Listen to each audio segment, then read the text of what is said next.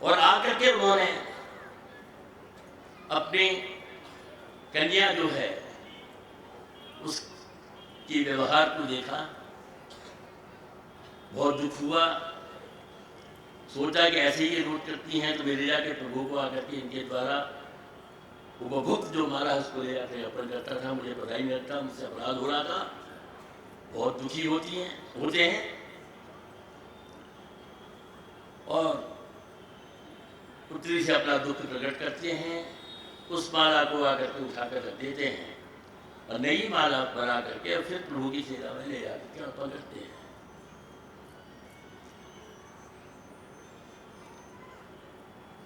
प्रभु आकर के रात को स्वप्न में आकर कहते हैं कि तुमने आज जो माला अर्पण की वो मुझे बिल्कुल प्रिय नहीं थी, वो मेरे लिए स्वीकार्य नहीं थी। वो जो रस की अनुभूति तुम्हारी पुत्री धारण करके और माला भेजती थी, उस पर जो मुझे आनंद आता था वो आज नहीं आया, आज मुझे नहीं आया। वही माला मुझे चाहिए, मुझे तो वही चाहिए। यदि तुमको अर्पण करना है तो उसको धारण करना हो, करना लेकर आगे मुझे अर्पित करो। उस पर जो मुझे संतुष्टि, उस पर जो मेरी प्रसन्नता, उस पर जो मुझे आनंद की अनुभूति है, वो इस माला में नहीं है। इसलिए माँ को कहा आभुक्त माल्यदा, अपना अनुभव किया, अच्छी तरह भोग किया और उस माल्य को प्रदान किया और प्रभु ने स्वीकार किया। नहीं तक नहीं रुकी, प्रभु ने उसी को स्वीकार किया। इसलिए माँ का नाम है आभुक्त माल्यदा, आभुक्त माल्यदा। ये ग्रंथि बनाया है जो कि आकर के आपके कृष्णदेव राय करके बहुत बड़े सम्राट हुए थे, वैष्णव थे, परम वैष्णव थे और दक्षिण बंग का राज्य था। उन्होंने जो ग्रंथ जी बनाया उसका नाम ही है आभुक्त माल्यदा। केवल इतना ही नहीं, हमारे आचार्य श्री भट्ट स्वामी जो हुए हैं बहुत प्रसिद्ध थे, बहुत बड़े विद्वान और बहुत बड़े, उत्तर देने में उन जैसे समर्थ कोई व्यक्ति मिलेगा नहीं।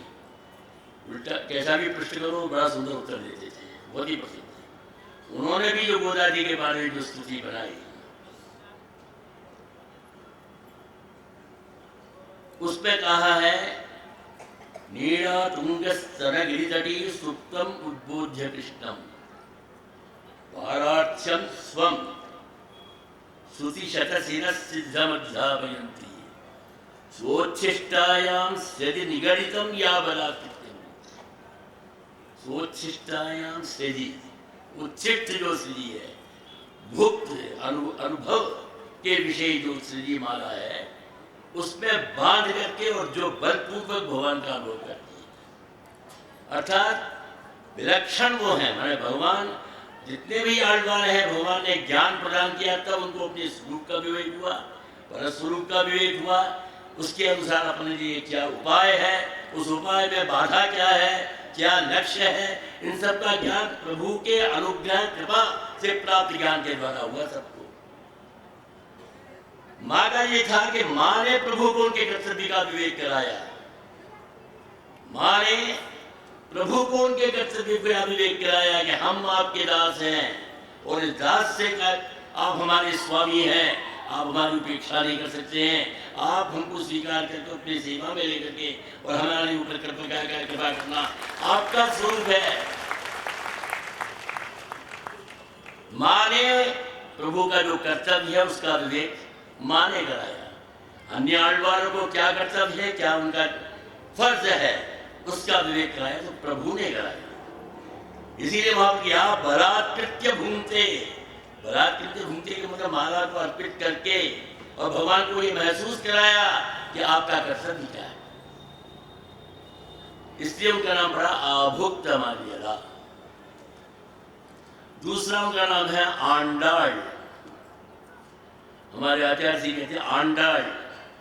आंडाल आंडदल माने निर्वहन करना, आंडदल माने शासन करना, शासन करना, शासिका है, शासन करने वाली है आंडाल। गोदादी का नाम है आंडाल, ये तमिल का नाम है, जिसको कहते हैं आंडदल। आंडदल माने शासन करना, शासन करना। चूंकि शासन करती हैं इसलिए उनका नाम है आंडाल। मैं इसलिए बता रहा हूँ ये भी नाम। वेस्ट बंगाल में, हमारा तो बंगाली है, बंगाल में एक स्टेशन का नाम है आंडाल। पता लगा लीजिए, एक स्टेशन का नाम है आंडाल। मैं ये दिखा रहा हूं कि वहां पर वैष्णव धर्म के जो स्वामी लोग हैं जाकर बसे, अपने धर्म का प्रचार करते हुए, यहां तक कि उन्होंने जगह का नाम भी रखा। एक का नाम रखा मालेरा, वही हो गया मालदा। आबू तो मालदा बहुत बड़ा नाम है, इसलिए छोटा नाम मालेरा। स्टेशन का नाम रखा आंडाल, ये बिल्कुल शुद्ध तमिल का आंडाल है। आचार्यों का निर्माण है कि अम्मा जी का नाम आंडाल इस लीला विभूति में पधारने के बाद नहीं पड़ा है। यमक्काह वन्नो विंगांडाल अवतरिताल, यमक्काह वन्नो विंगांडाल अवतरिताल। वैकुंठ धाम में भूदेवी है, भूदेवी का ही अवतार है गोदादी। वैकुंठ धाम में भी, वैकुंठ धाम में उनका नाम आंडाल है, आंडाल है।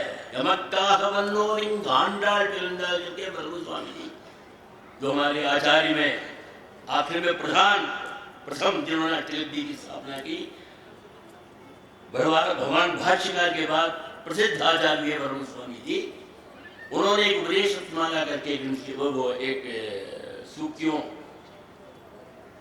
सूक्यात्मक एक ग्रंथ उसकी रचना की है पद्यों की। उन्होंने कहते हुआ कि हम लोगों के लिए यहाँ आंडाल अवतरित हुई, तो आंडाल अवतरित हुई, यहाँ आकर के जो नाम पड़ा हो आंडाल, उसको लेकर के अवतरित मिलेगा। वहां से जो प्रधानी है वो आंडाल ही है।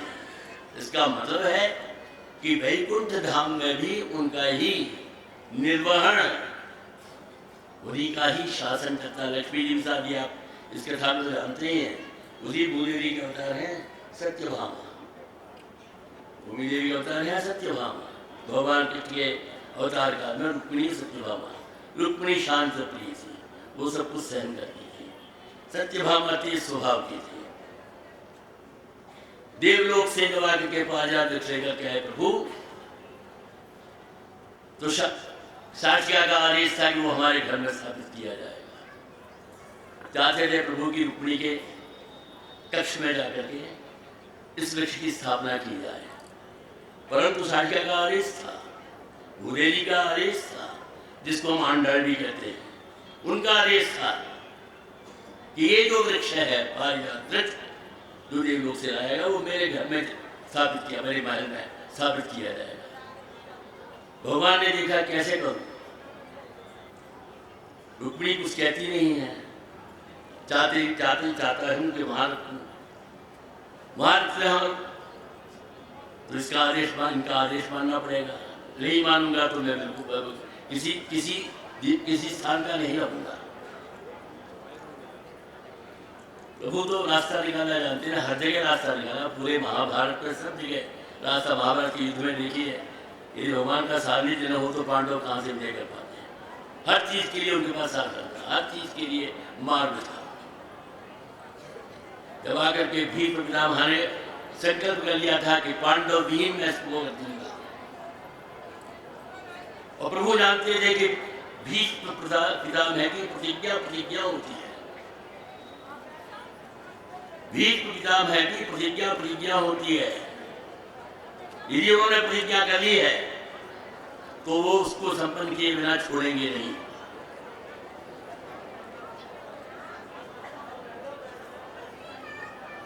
तो भीष्म पितामह की प्रतिज्ञा सुनकर के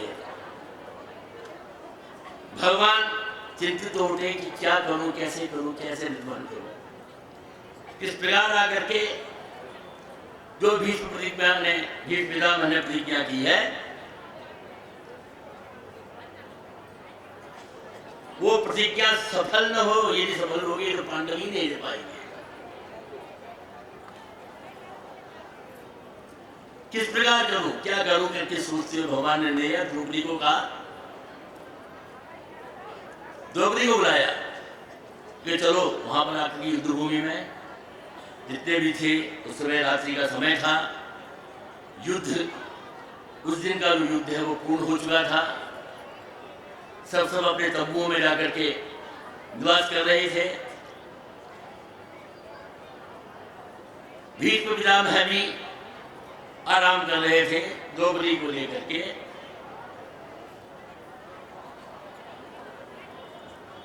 भीष्म पितामह का यहाँ पर आगे तंबू लगा होता है, लेकर के भगवान जाते हैं, साथ में लेकर के पहुंचते हैं, स्वयं अंदर नहीं जाते हैं, द्रौपदी को भेज देते हैं अंदर और जाके कहते प्रणाम करो।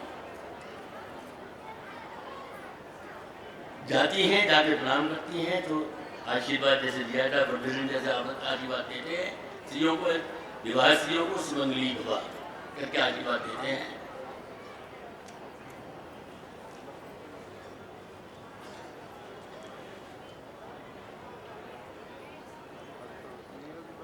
तो फिर द्रौपदी कहती है कि आप ऐसा आशीर्वाद दे रहे हो, एक तरफ आपने ये संकल्प किया है कि प्रतिज्ञा की है कि पांडव भी मैं भूमि को करूंगा, तो ये दोनों कैसे संभव हो सकता है। भीष्म पिता को अपनी गलती महसूस हो जाती है, अपनी गलती महसूस होती है भीष्म पिता को, मैंने ये क्या कर दिया। तो पूछते हैं कि जिसने ये तुमको रास्ता बताया वो कहाँ है, वो किधर है। स्त्री का वेश धारण करके और द्रौपदी की जो जूती है उसकी रखवाली करते हुए वो तंबू के बाहर वो खड़े हैं। जाकर के देखते हैं वहां पर स्त्री के वेश में भगवान खड़े हुए हैं और आकर के वहां पर द्रौपदी की उसकी रक्षा कर रहे हैं। भीष्म पितामह जिसके रक्षक ऐसे हो जो अपने भक्त की जूती तक की रक्षा करता है, उसको कौन क्या बिगाड़ सकता है, इसका कोई क्या रक्षा कर सकता है। जो अपने भक्त की जूती की रक्षा कर रहा है उसका कोई क्या नष्ट कर सकता है। तो भगवान के पास सबका समाधान है। तो यहाँ पर भी देखा क्या करेगा, तो भगवान ने वृक्ष को लगाया सत्यभामा के ही महल में, बात के पिछवाड़े में, और ऐसा लगाया कि उसका फूल जो है वो जाकर रुक्मिणी के घर में गिरा। वृक्ष को ऐसे लगाया, वृक्ष लग गया, सत्यभामा की इच्छा की पूर्ति हो गई। अब रुक्मिणी के लिए भी करना था, तो वृक्ष इस तरह लगाया कि उसके पुष्प जो हो जाते रुक्मिणी के घर में, उस पुष्प का होना, उसका लाभ रुक्मिणी को मिल रहा था, जो वृक्ष जाती थी वो सत्यभामा को दिया। तो सत्यभामा भूदेवी के अवतार सत्यभामा वैसे ही आंडाल थी, और आंडाल का वैसे ही व्यवहार हम देखते हैं कि भगवान के ऐसे ही व्यवहार को लेकर के आचार्य श्री कहते हैं बरात कृत्य भूमिते, वो आंडाल उनके नाम से वहां पर है।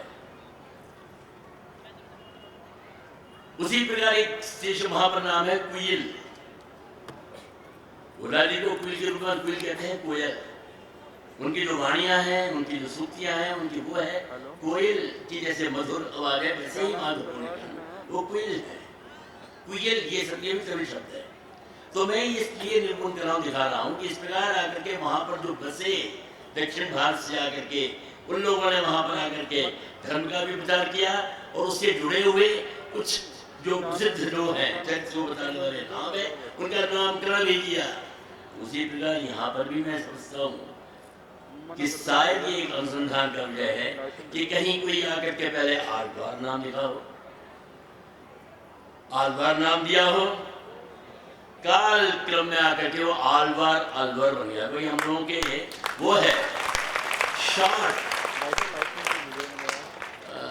कहते हैं शॉर्ट वे, हम लोग जो व्यक्ति हम लोग जो है हर काम ये देखते हैं छोटा रास्ता कौन सा है, हर चीज में रखते हैं। आप देख के सोच के देखिए कि राम ने अपने पुत्र राम नारायण रखा, आज नाम देखिए भगवान के नाम देते हैं तो उसको छोटा कर देते हैं।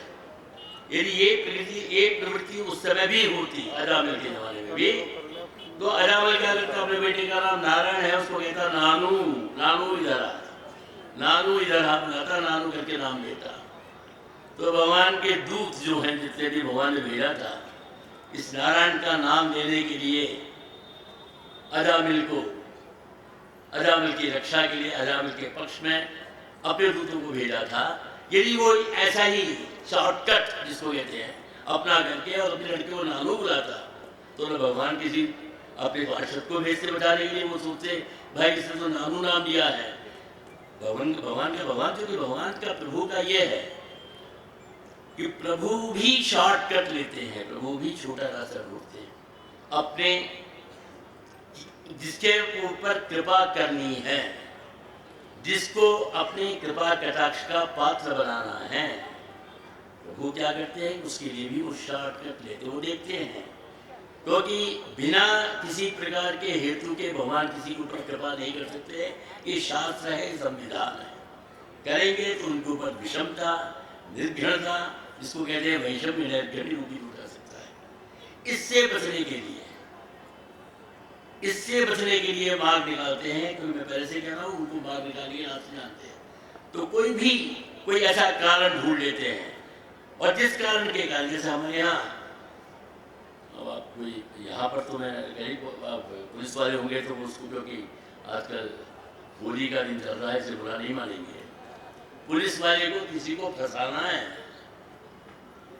वो तो बुरे उसमें है, ये अच्छे उसमें है, बुरे उसमें बता रहा हूँ। पुलिस वाले को किसी को फंसाना है तो अवैध हथियार ले जाके रख देंगे उसके पास, हंसेंगे नहीं आप समझे ना, अवैध हथियार रख देंगे या कोई ड्रग्स ले जाके रख देंगे। और क्या करेंगे, तुमने अवैध हथियार रखा है, तुमने अवैध वो ड्रग्स रखे हैं, ले जाकर उनके ऊपर धारा लगा करके एफआईआर डाल करके वो बंद कर देते हैं। आज नहीं, ये पहले भी हमारे यहाँ आचार्यों ने इस पर वो किया है। किसी को चोरी में पकड़वाना है तो जबरदस्ती, जैसे बगीचे के पास से जा रहा है, वो बगीचे का मालिक है, उसके साथ उसका कोई विरोध है, आपसी झगड़ा है, वो चाहता है कि मैं इसको फंसा दूँ, तो क्या करता है, उसमें से लिया एक बगीचे में से अमियाँ लटक रही, आम लटक रहे थे, लिया और लेकर के आकर के उसके अंटी मिला करके बांध दिया हो गया, ये चोरी करके ले जा रहा है, चोरी करके ले जा रहा है, क्योंकि उसका अपना वो ध्यान निकालना तो उसके लिए रास्ता है।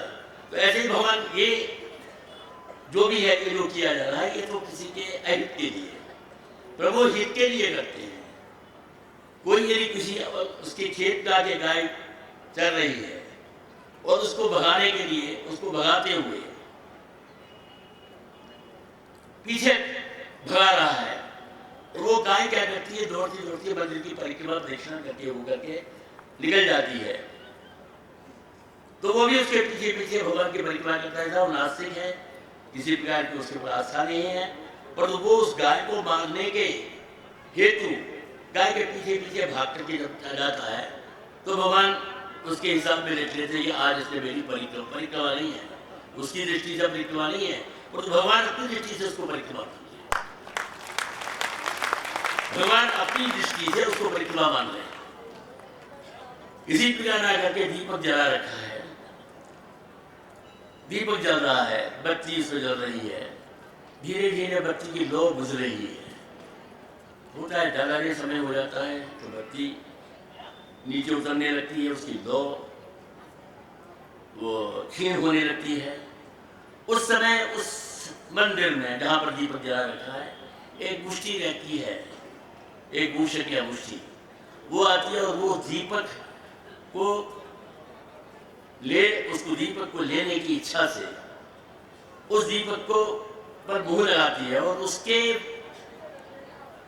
मुंह के छोर लगने से वो दीपक की जो बत्ती है वो प्रज्वलित, जो क्षीण हो रही थी वो प्रज्वलित हो उठती है। तो भगवान उसको एक उसमें ले लेते हैं कि इसने दीपक को प्रज्वलित किया, उसके कल्याण में। इस प्रकार भगवान के अनेक दृष्टांत, अनेक उल्टे होते हैं। तो भगवान भी क्या करते हैं कि इसी प्रकार ये अजामिल के पक्ष में भी जो भगवान की अनुग्रह को कृपा की, उसका कारण क्या था कि वो नारायण उससे पुत्र नाम रखा, और उस नाम से पुकारा, इसलिए भगवान ने उस नारायण नाम को लेना ही अपना नाम लेना समझ करके, और उसकी सुरक्षा, उसकी रक्षा के लिए, यमपाल शत्रुओं से बचाने के लिए भगवान ने अपने मर्द को भेजा। अब इसमें सोचिए, यदि वो अपने पुत्र का नाम नारायण को नानू कर देता तो क्या भगवान अपने पास को भेज पाते? नहीं। तो उसी प्रकार ये हम लोगों की एक प्रकृति है, हम लोगों की एक प्रवृत्ति है कि हर चीज को शॉर्टकट करना। उसी दृष्टि से साहब ये आलवार हमारे पास नाम रखवाने के आते हैं, प्रभु का नाम रखने के लिए कहते हैं कि अच्छा सा सुंदर सा नाम बताइए, सुंदर सा नाम, प्रभु का नाम ही नहीं सुंदर सा नाम बोलिए जो सुनने में सुंदर लगे, सुंदर सा नाम। और ये थोड़ा बड़ा सा बताया, नहीं, थोड़ा छोटा करिए, छोटा नाम रखिए। ये नहीं सोचते हैं कि नाम जितना बड़ा होगा प्रभु का, जितना उसको बुलाने में आप समय देंगे उतना समय प्रभु के स्मरण में जाएगा। यदि आप छोटा नाम रखेंगे अपना, तो उस नाम से क्या होगा, क्या लाभ है। यदि आप थोड़ा बड़ा नाम रखेंगे तो बुलाते हुए एक नाम यदि थोड़ा बड़ा सा होगा तो 2 सेकंड 3 सेकंड लगेंगे, और एक दिन में आप आके 200 बार 300 बार बुलाएंगे तो उतना समय आपके भगवान का नाम लेने के कारण भगवत चिंतन में चला जाएगा। और तो कहते हैं छोटा नाम रखिए। तो एक तरह से प्रवृत्ति एक वो है प्रवृत्ति है, उसी प्रवृत्ति के आधार हम नाम को छोटा कर देते हैं। तो कहीं ऐसा आलवार अलवर तो नहीं बन गया। तो मैं इसलिए अब आपको इसलिए याद आ रहा हूं कि यहां पर उस आलवारों का नाम, वो आलवार कौन है। अब आप ये सोचिए, सोचना है आपको कि आलवार जिनके लिए आप कह रहे हो और जिनके साथ अलवर नाम को जोड़ रहे हैं, वो आलवार कौन है। ये हमारे श्री वैष्णव संप्रदाय के प्रमुख आधार स्तंभ हैं। इनके ऊपर ही हमारा सिद्धांत टिका हुआ है। इनकी परिगणना 10 भी है, 12 भी है।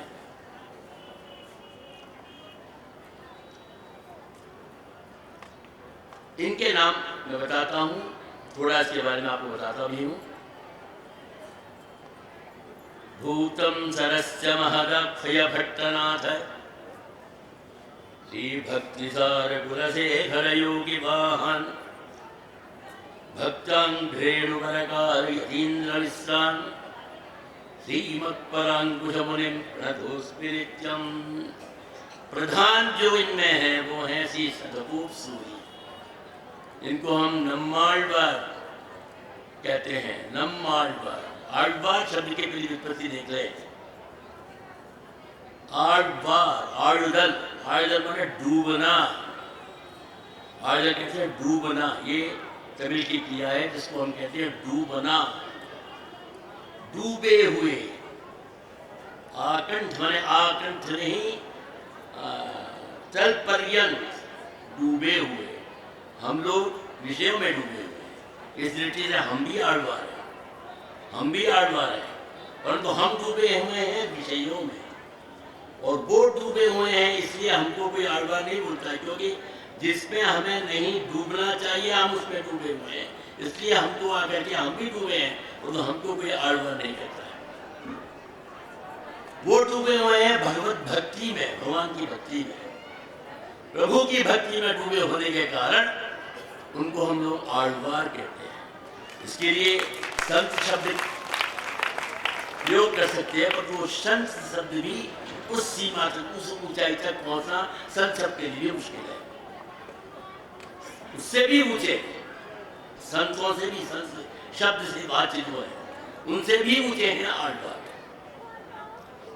संत शब्द का यदि आप अर्थ, हम लोग शब्द का प्रयोग करते हैं, परंतु संत शब्द का ही क्या अर्थ ये देखा जाए।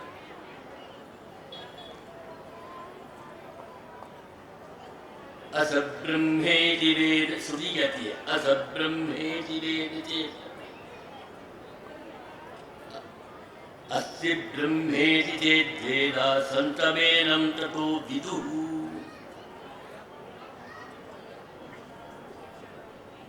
असन्नेव स भवति असब्रह्मेति वेद चेत् अस्य ब्रह्मेति चेत् वेदा संतमेनं ततो विदुः। असन्नेव स भवति, संत से विपरीत असत किसको कहते हैं, कौन है। असत ब्रह्मेति वेद चेत्, सीधे इसका अर्थ लोग यही करते हैं, ब्रह्म असदिति वेद चेत्। जो ब्रह्म असत है इस प्रकार जो जानता है वो असत है, माने ब्रह्म से जोड़ रहे हैं सत को, संत को, सत को, और असत को, संत को, असंत को। ब्रह्म से जुड़ रहे हैं। जो ब्रह्म को असत मानता है, असत है, मतलब जिसके लिए ब्रह्म असत है, वो असत है। संतमेनं ततो विदु अस्ति ब्रह्मेति चेद्वेदा, संतमेनं ततो विदु, वो संत है जो कि ब्रह्म को अस्ति वेदा, जो ब्रह्म को है करके जानता है, वो संत है। जो ब्रह्म को असत करके जानता है वो असत है। श्रुति इसकी व्याख्या करती है। श्रुति इस प्रकार संत और असंत की व्याख्या करती है। पर एक प्रश्न उठता है इसमें, जो ये नहीं जानता है कि ब्रह्म सत है, जो ये नहीं जानता है कि ब्रह्म असत है, उसको आप कहाँ ले जाके बैठाएंगे? उसको कहाँ, किस कोटि में, किस उसमें आप उसका शुमार करेंगे? जिसको जो जानता है ब्रह्म असत है, कहता है असत है, उसको तो आपने कह दिया असत, वो असंत। और जिसको जो ब्रह्म को सत जानता है उसको आपने कह दिया सत। पर जो ये नहीं जानता है कि ब्रह्म सत है, जो ये नहीं जानता, जो जानता है कि ब्रह्म असत है, जो नहीं कहता है, जिससे दृष्टि नहीं है, ऐसे व्यक्ति को आप किस उसमें किस गिनती, कहां पर उसकी गिनती करेंगे? तो इसलिए इसकी व्याख्या करते हुए कहते हैं,